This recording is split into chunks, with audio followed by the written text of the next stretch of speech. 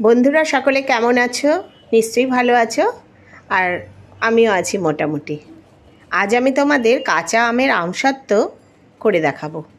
কাঁচা আমের আমসত্ত্ব যে কত সহজভাবে এবং সুন্দরভাবে করা যায় সেটাই তোমরা আজ দেখবে। ভিডিওটা স্কিপ না করে পুরো ভিডিওটা দেখতে থাকো।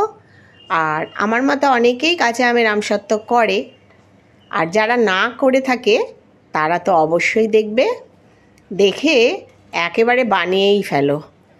কোনো রোদ লাগবে না, এই বৃষ্টি এখন হচ্ছে তার মধ্যেই করে নেওয়া যাবে। এই আমসত্ত্ব করার জন্য যে আমগুলো আমি নিয়েছি সেগুলো আমার এক বাগানি বন্ধুর গাছের, এই ঝড়ে পড়ে গেছিলো, সেখান থেকে আমাকে এই যে দেখো কতগুলো আম দিয়েছে। 1 কেজি মতো হবে মনে হয়। আমগুলো খুবই ভালো, কিন্তু আটিগুলো একটু শক্ত হয়ে গেছে। আমি কেটে দেখেছিলাম একটা, আর এখন আমি বটিতেই আমগুলো কেটে নেব, যেহেতু আটিগুলো শক্ত হয়ে গেছে। আর বটিতে কাটতেই আমার খুব সুবিধা হবে। বটি দিয়েই আমি আমগুলো পুরো কেটে নেব। কেটে তোমাদের দেখাচ্ছি কত সুন্দর আম, এবং এর অংশগুলোও বেশ অনেকটা পরিমাণ। কাঁচা আমের আমসত্ত্ব করতে তেমন কিছু উপকরণই লাগে না, আমি মেন উপকরণ। এর সাথে অনেকেই মশলাদার করার জন্য অনেক রকম মশলা দেয়, আজ আমি কোনো রকম মশলাই দেব না। 2-3টে উপকরণে যেগুলো দিতেই হয় সেই রকম জিনিস দিয়েই আমি তৈরি করব। ভিডিওটি তোমরা দেখতে থাকো, দেখো কত সহজভাবে এবং কত সুন্দর আমসত্ত্ব করা যায়। পুরো আমগুলো আমি কেটে নিলাম, দেখো এরকম টুকরো টুকরো করে নিয়েছি। এবার আমি এই আমগুলো খুব ভালো করে ধুয়ে নেব। আগেও একবার ধুয়ে নিয়েছি, এবার কেটেও ধুয়ে নিলাম। এবার গ্যাসে কড়াই বসিয়ে তার মধ্যে দিয়ে দেব কিছুটা জল। আমের পরিমাণ দেখে জল দিতে হবে। তোমরা যদি বেশি পরিমাণ আম নাও তাহলে বেশি জল লাগবে। আমার এখানে যতটা আম হয়েছে, আমগুলো যেন একটু জলের মধ্যে থাকে সেরকম বুঝে দিলেই হবে। খুব বেশি জলে সেদ্ধ করে জলটা ফেলে দেব না, আমি আমের পুরো অংশটাই আমি নেব। এই যে এরকম করে অল্প জলেই সেদ্ধ করব, এবং জলটা যাতে আমের সাথেই শুকিয়ে যায় সেরকমভাবেই আমি সেদ্ধ করে নেব। কাঁচা আম বাজারে থাকতে থাকতে তোমরাও আমার মতো এইরকম একবার এরকম করে নাও। কাঁচা আমের আমসত্ত্ব দেখবে খেতে খুবই ভালো হয়।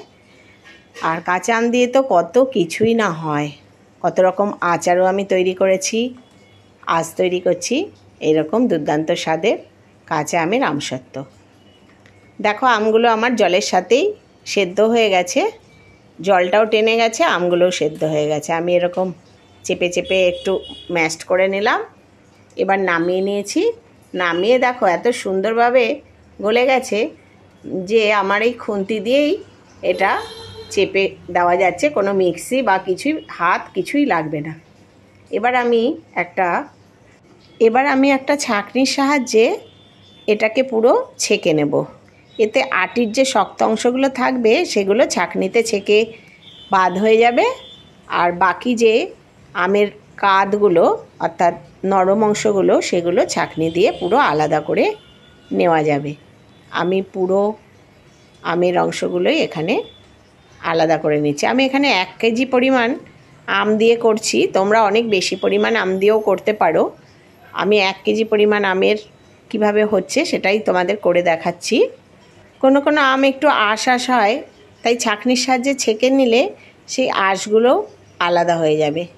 এই যে দেখো কি সুন্দরভাবে নরম অংশগুলো পুরো আলাদা হয়ে যাচ্ছে, আর আটির যে অংশগুলো সেগুলো আর আঁশ সেগুলো পুরো ছাঁকনিতে রয়ে যাবে। এইভাবে আমি পুরোটাই এরকম করে ছেঁকে নিলাম। এবার আমি কড়াইয়ের মধ্যেই পুরো ছেঁকে নিয়েছি। সেই কড়াই আমি গ্যাসটা এবার জ্বালিয়ে দেব। জ্বালিয়ে দিলে এই কড়াইয়ের মধ্যেই আমি আমসত্ত্বটা তৈরি করব। আমি পুরো পাল্পটা নিয়ে নিলাম, নিয়ে এই দেখো এইসব ছিপেগুলো সব আলাদা করে দিলাম। এবার আমি গ্যাসটা জ্বালিয়ে দেব। আর আমার যে পরিমাণ আমের অংশ হয়েছে তাতে আমি 6 চামচের মতো এখানে চিনি দিয়ে দিলাম, আর দিয়ে দেব 1 চামচ মতো বিট নুন। এবার এটাকে ভালো করে মিশিয়ে নেব। গ্যাসের আগুনটা মাঝারি রেখে এবার এই চিনি নুন এর সাথে গলে যাবে। আস্তে আস্তে যত জাল হবে তত এর রঙটাও পরিবর্তন হয়ে যাবে। আমি এখানে কোনো রকম ফুড কালার বা কোনো মশলা কোনো কিছুই আমি এখানে ইউজ করিনি।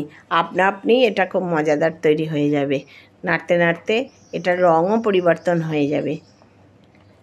আর তবে গ্যাসটা খুব বেশি বাড়িয়ে দেওয়া যাবে না, বাড়িয়ে দিলে এটা লেগে যাবে, লেগে গেলে ধরে গেলে গন্ধ হয়ে যাবে, তখন ভালো হবে না। এটা মাঝারি আঁচে রেখে একটু নেড়ে নেড়েই করতে হবে। দেখো আস্তে আস্তে করে এর রঙও পরিবর্তন হয়ে যাচ্ছে। এই সময় আমি হাফ চামচ মতো গোলমরিচের গুঁড়ো দিয়ে দিলাম। এই গোলমরিচের গুঁড়ো এই কাঁচা আমের আমসত্ত্বে দিলে তাতে খুব সুন্দর একটা টেস্ট হয়, আর দীর্ঘদিন ধরে এটা রাখাও যায়। আমি এবার নেড়ে চেড়ে এটা নামিয়ে নেব। খুব সুন্দরভাবে তৈরি হয়ে যায় কাঁচা আমের আমসত্ত্ব, খুব সহজ এবং সাধারণ উপকরণ দিয়ে। দেখো এটা আমার হয়ে গেছে। এই রকম যখন এটার থিকনেস হবে সেই সময় নামিয়ে নিলেই হয়ে যাবে। এটাকে নামিয়ে এবার আমি দুটো প্লেটের মধ্যে ছড়িয়ে দেবো। দুটো প্লেট নিয়ে নিয়েছি, ছড়ানো প্লেট, তাতে আমি একটু সর্ষের তেল মেখে নেব। মেখে নিয়ে তার মধ্যে পাল্পগুলো দিয়ে, দেখো সর্ষের তেল মেখে নিয়েছি, এবার এর মধ্যে নামিয়ে নিলাম। আমি নামিয়ে একটু ছড়িয়ে দিতে হবে। এইভাবে করে একটু ছড়িয়ে দিলেই, যারা নতুন বন্ধু আমার ভিডিও দেখছো তারা লাইক করে সাবস্ক্রাইব করে আমার পাশে থেকো, এবং যারা পুরনো বন্ধু আমার ভিডিও দেখো তাদের অনেক অনেক ধন্যবাদ। দেখো কত সুন্দরভাবে তৈরি হয়েছে। এবার এটা আমি ফ্যানের তলায় রেখে দেব 2 দিন, তাতেই আমার তৈরি হয়ে যাবে। ফিরে এলাম 2 দিন পরে, 2 দিন রাখা ছিল। এবার তোমাদের আমি দেখাবো কত সুন্দরভাবে এটা তোলা যাবে। যদি সঠিকভাবে করা যায় তাহলে এই রকম ফ্যানের তলায় রেখেই আমসত্ত্ব তৈরি করে নেওয়া যায়। আর এখন তো বৃষ্টি হচ্ছে, আমার বাড়িতে অনেক রোদ আছে, কিন্তু বৃষ্টির জন্য আমি এটা রোদে দিইনি। আর রোদে দিলে প্রচুর কালো হয়ে যায় আর রঙটা এরকম সুন্দর থাকে না। এই দেখো কত সুন্দরভাবে একদম কাচের মতো তৈরি হয়ে গেছে। এক পাশেরটা আমি নামিয়ে নিলাম, অন্য পাত্রেরটাও আমি নামিয়ে নেব। বেশি দিন ধরে আমসত্ত্ব রাখতে হলে রোদে দিলে সেটা ভালো থাকে। আর এরকমভাবে তৈরি করে নিলে, কোনো ঝামেলা ছাড়াই যদি তৈরি করে নেওয়া যায়, তাহলে সেটা ফ্রিজে প্রিজার্ভ করে রাখতে হবে। সারা বছর ধরে এরকম ঘরের তৈরি আমসত্ত্ব খাওয়া যাবে। এরপরে পাকা আমের আমসত্ত্বও তৈরি করা যাবে। আর বাজার থেকে কৃত্রিম আমসত্ত্ব আর কিনে খেতে হবে না। সবাই আমার মতো করে এরকম ঘরে খুব সহজভাবেই করে নিও। দেখো আমি কেটে দেখাচ্ছি কত সুন্দরভাবে তৈরি হয়ে গেছে। দুপাশটা আমি একটু ছাড়িয়ে নিচ্ছি, এই যে দেখো এরকম। তারপরে আমি চৌকো চৌকো করে কেটে নেব। আমার আজকের ভিডিও যদি তোমাদের ভালো লাগে তাহলে প্লিজ লাইক, কমেন্ট এবং শেয়ার করো। সাবস্ক্রাইব করে আমার পাশে থাকার জন্য অনুরোধ রইল। আর ভিডিওর বেল বাটনটি টিপে দিও, তাহলে আমি যে সকল ভিডিও আপলোড করি তার নোটিফিকেশান তোমাদের কাছে যাবে এবং তোমরাই প্রথম দেখতে পাবে। আমি আমসত্ত্বগুলো পুরোটাই কেটে নিলাম আর দুপাশের টুকরোগুলো বার করে নিলাম। আমার যে 1 কেজির মতো আম ছিল, তাই দিয়ে মোটামুটি অনেকটাই আমসত্ত্ব হয়ে গেছে। তোমরা মনে করলে আরও বেশি পরিমাণে তৈরি করতে পারো এবং একই প্রসেসে রেশিওটা ঠিক রেখে তৈরি করে নিও। আর জানিও কমেন্টে কেমন হলো। দেখো আমি পুরো আমসত্ত্বগুলো এরকম করে গুটিয়ে নিচ্ছি। খুব দারুণ টেস্টি হয় এরকমভাবে কাঁচা আমের আমসত্ত্ব। শুধুমাত্র একটু চিনি, বিট নুন আর গোলমরিচের গুঁড়ো দিয়েই তৈরি হয়ে যায় দারুণ স্বাদের এই আমসত্ত্ব। সকলে ভালো থেকো, সুস্থ থেকো, আর কাঁচা আম থাকতে থাকতে আমার মতো এইরকম আমসত্ত্ব বানিয়ে খেও, বানিয়ে জানিও কেমন হলো। যতটুকু পরিমাণ তৈরি হয়েছে তা মুখে মুখেই শেষ হয়ে যাবে। তবু এটাকে একটা এয়ারটাইট কন্টেনারে করে ফ্রিজে রেখে দিলে অনেক দিন পর্যন্ত ঘরে ব্যবহার করা যাবে। এই দেখো 4টে টুকরোর মধ্যে আবার খেয়েও নিয়েছে আমার ছেলে। আর এইগুলো আমি এখন একটু রেখে দেব। সকলকে ধন্যবাদ।